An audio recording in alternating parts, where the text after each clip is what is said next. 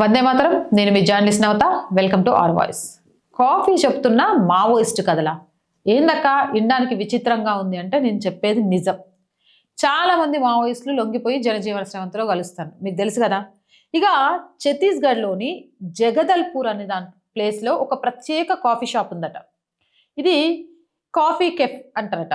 దీన్ని రాష్ట్ర ముఖ్యమంత్రి విష్ణుదేవ్ సాయ్ ఈ మధ్య ప్రారంభించిండు. ఏందక్కో ఒక కాఫీ షాప్ని ముఖ్యమంత్రి వచ్చి ప్రారంభించిండా అంటే, ప్రభుత్వానికి లొంగిపోయిన నక్సలెట్లు, గతంలో నక్సలెట్ల హింస కారణంగా బాధితులుగా మారిన వారు వీరందరూ కలిసి ఈ కెఫ్ని స్టార్ట్ చేశారట, కాఫీ కెఫే అండ్ షాప్ని. నక్సలెట్లు ఉన్నారా అందులో అంటే జనజీవన శ్రవంతిలో కలిసిపోయిన నక్సలెట్లు, ఇదే నక్సలెట్ల చేత హింసించబడిన గ్రామీణ ప్రాంత ప్రజలు వీళ్ళంతా కలిసి కాఫీ కెఫ్ని పెట్టారట. అందుకే ముఖ్యమంత్రి స్వయంగా వచ్చి దీన్ని ఓపెన్ చేశాడట. దీని పేరు పండం అని పెట్టారు. పండం అంటే గోండి భాషలో పండుగ అని అర్థం. అంటే అప్పటిదాకా నరకయుతమైన జీవితాన్ని అనుభవించిన వాళ్ళు కష్టించి శ్రమించి కుటుంబంతో జనజీవన శ్రవంతిలో కలిసి ఆనందంగా బ్రతకడానికి కారణమైనరు కాబట్టి దానికి వాళ్ళకు ఆసరాగా కాఫీ షాప్ నిలుస్తోంది కాబట్టి దానికి పండగ అనే పేరు పెట్టుకున్నారు.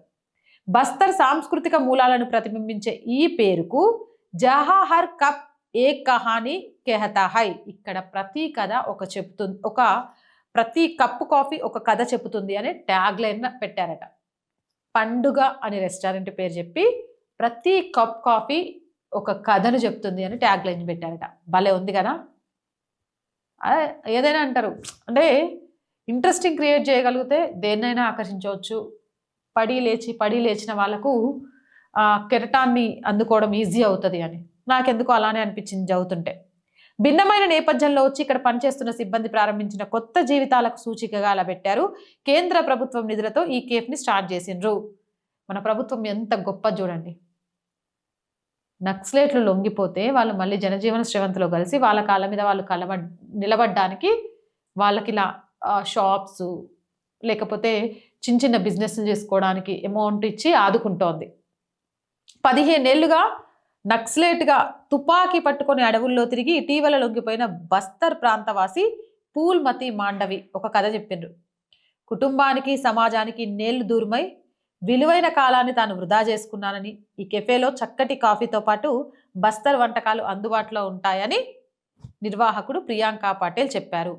అంటే అక్కడ వాళ్ళు పని చేస్తున్నప్పుడు వాళ్ళు అక్కడ జనాలు రిసీవ్ చేసుకుంటూ వాళ్ళు చేసిన వంటల్ని పొగిడినప్పుడు ఈ జీవితాన్ని మిస్ అయిపోయామని గుర్తు చేసుకోవడమే కాదు, ఇంకొకళ్ళు ఆ జీవితంలోకి వెళ్లకుండా ఉండేందుకు వీళ్ళు చెప్పే కథలు ఎంతో ఉపయోగపడతాయి. ఏదేమైనా మస్తు క్రియేటివిటీగా ఉంది. పేరేమో పండుగ, ప్రతి కప్ కాఫీ ఒక మంచి కథను చెప్తుంది. ఇది ఏదో ఉంటుంది కదా, ఆనంద్ ఓ మంచి కాఫీ లాంటి పిల్లగాడ ఏదో ఉంటుంది ట్యాగ్ లైన్, మన శేఖర్ కమ్ముల సినిమాలో లాగా. అరే శేఖర్ కమ్ములాయి కూడా అన్ని ఇవే భావజాలాలు కదా, అందుకే ట్యాగ్ లైన్ బాగా సింక్ అయినట్టుంది.